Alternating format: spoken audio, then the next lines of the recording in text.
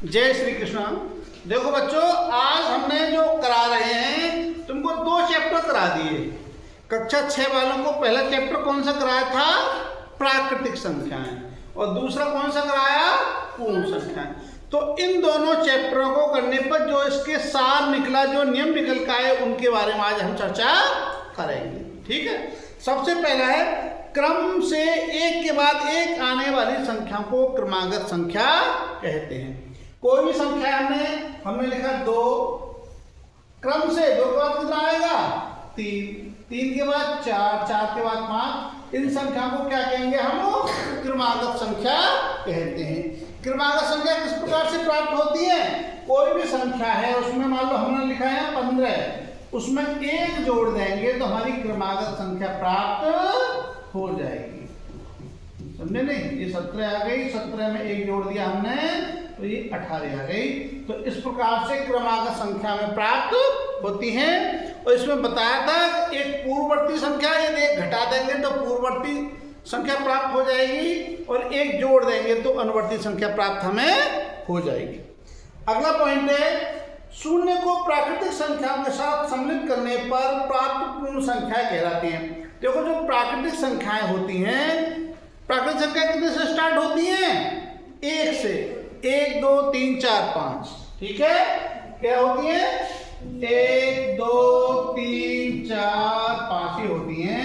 और यदि हम इनको 1 पे या 0 से स्टार्ट कर दें, 0 और जोड़ दें तो हमारी क्या बन जाती है? ये पूर्ण संख्या बन जाती है। यदि प्राकृतिक संख्याओं में हम 0 और जोड़ दें तो क्या बन जाती है? आपकी पूर्ण संख्याएं बन जाती हैं। अगला है, सबसे छोटी प्राकृतिक संख्या क्या है? सबसे छोटी प्राकृतिक संख्या क्या है? 1। और सबसे छोटी पूर्ण संख्या क्या है? 0। ठीक, शाबाश। अगला है, कोई भी पूर्ण संख्या सबसे बड़ी पूर्ण संख्या नहीं होती। कोई भी पूर्ण संख्या सबसे बड़ी पूर्ण संख्या नहीं होती, क्योंकि उसकी भी अनुवर्ती एक पूर्ण संख्या होती है। अंत उसका कोई भी नहीं है। और सबसे छोटी तो बता दी आपको, पूर्ण संख्या है तो 0 हो जाएगा, और प्राकृतिक संख्या है तो 1 हो जाएगा। आगे चलते हैं। यदि 2 पूर्ण संख्याओं को जोड़ा जाता है तो उनका योगफल भी पूर्ण संख्या प्राप्त होता है। 2 पूर्ण संख्या को, जैसे मैंने जोड़ दिया यहाँ पे 4 और 5, दोनों पूर्ण संख्याएं हैं, तो कितना आएगा? 9 हो गया। और कोई पूर्ण संख्या का मतलब जो पूरी, ऐसे नहीं हम लिखे 4 से 1/2, तो ये पूर्ण संख्या नहीं रही। समझे नहीं? आधा लिखेंगे, बल्कि जिसकी मैंने कल क्या बताया था आपको, जिसकी गिनती कर सकें, कितने बच्चे बैठे हैं, कितने पशु हैं, तो हम ये थोड़ा कह देंगे कि 3.5 बच्चे बैठे हैं या 4.5 बैठे, बता देंगे? नहीं बता सकते। तो जिनकी हम गिनती कर सकें, तो जब 2 पूर्ण संख्याओं का योग करेंगे तो उनका जो योगफल होगा वो भी पूर्ण संख्या ही प्राप्त होगा। किसी को जोड़ लो, अभी हमने जोड़ लिया मान लो 200 और प्लस 200, तो कितना हो गया? 300। तो ये भी क्या है? हमारी पूर्ण संख्या ही है। आगे देखिएगा, इसे योग का समवर्ग प्रगुण कहते हैं। अगला है आपका, 2 पूर्ण संख्याओं के योग पर संख्याओं के क्रम का कोई प्रभाव नहीं पड़ता।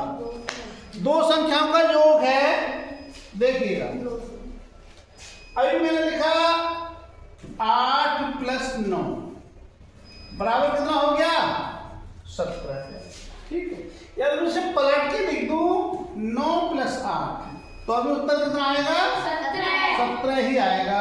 कहने का मतलब यह है कि यदि उनका हम क्रम बदल दें तो उस पर कोई भी प्रभाव नहीं पड़ता है।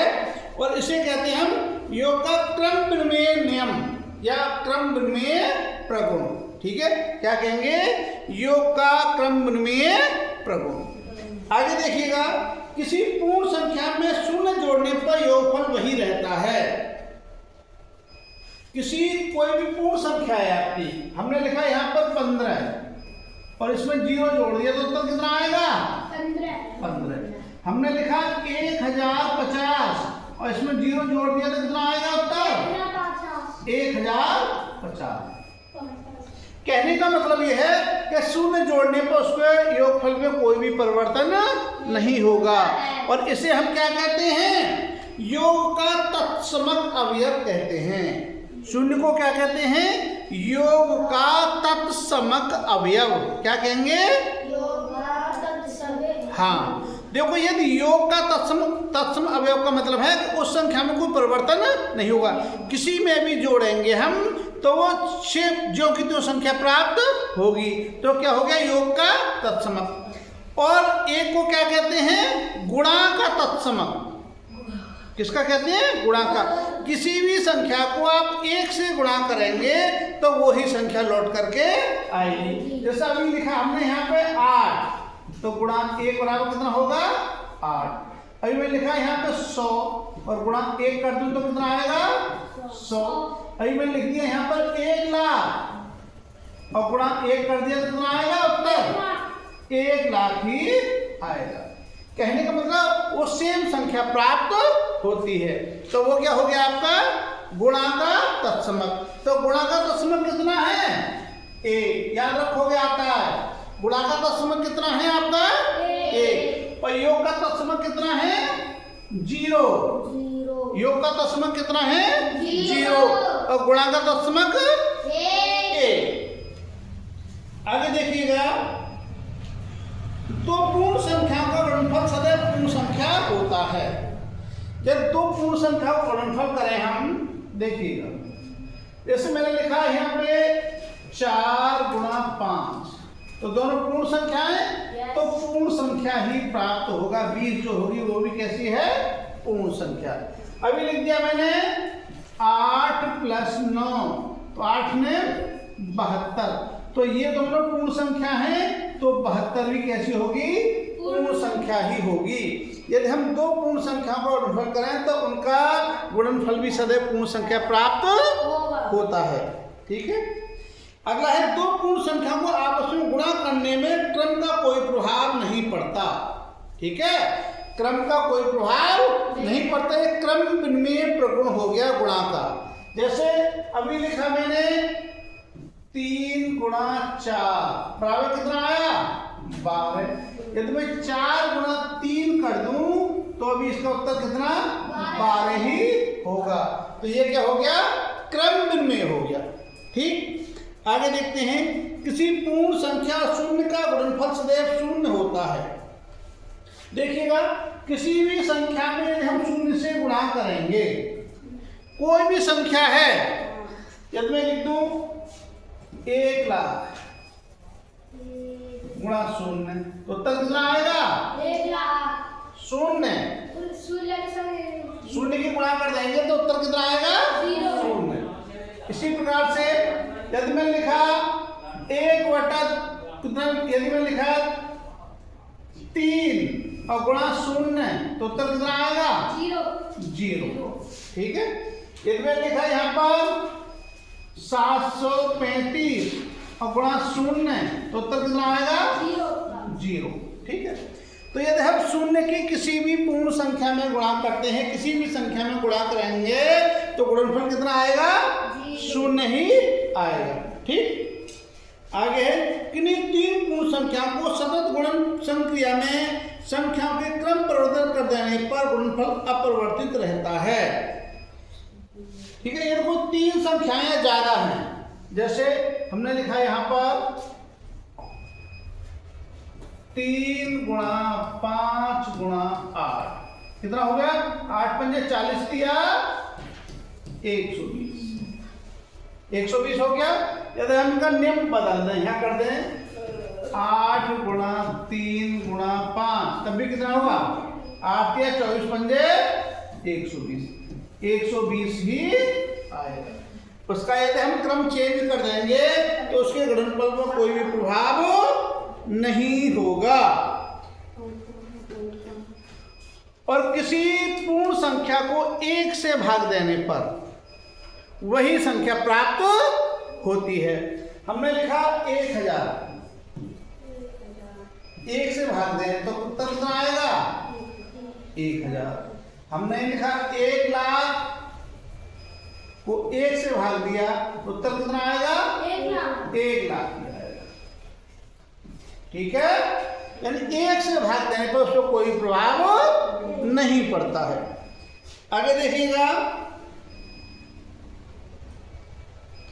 ये तो कोई संख्या है, ठीक है, शून्य से अलग कोई भी संख्या यदि हमको उसी संख्या से भाग देते हैं, उस संख्या को उसी संख्या से भाग देते हैं तो उत्तर सदैव कितना प्राप्त होता है? 1 प्राप्त होता है। जैसे हमने लिखा यहाँ पे 5 और 5 को 5 से भागते हैं तो उत्तर कितना आएगा?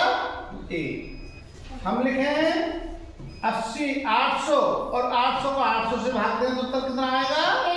1। हम 1 लाख लिखें और उसको 1 लाख से भाग दें तो उत्तर कितना आएगा? 1। यानी हम ये उसी संख्या को उसी से भाग देते हैं तो हमारा वही उत्तर प्राप्त होता है। ठीक, आगे देखिएगा,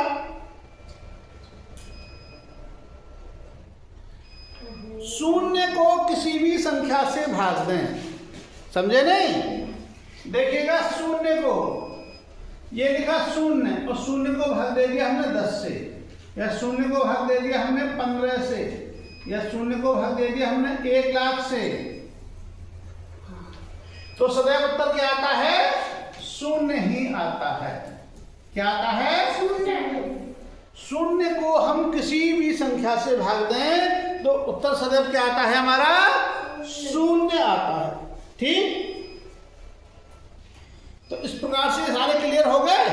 तो पहले 2 चैप्टर में जो प्राकृतिक संख्याएं थी, दूसरी पूर्ण संख्याएं थी, उनमें जो भी नियम आए इस वाली वीडियो में आपको सारे रिवाइज कर दिए।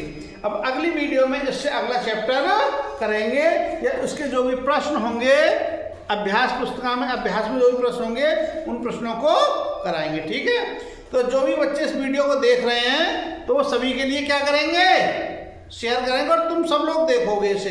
ठीक है, और फिर कल को मैं ये सारे सवाल तुम लोगों से भी पूछूंगा, सभी को सब आने चाहिए। ठीक है, ठीक, जय श्री कृष्ण।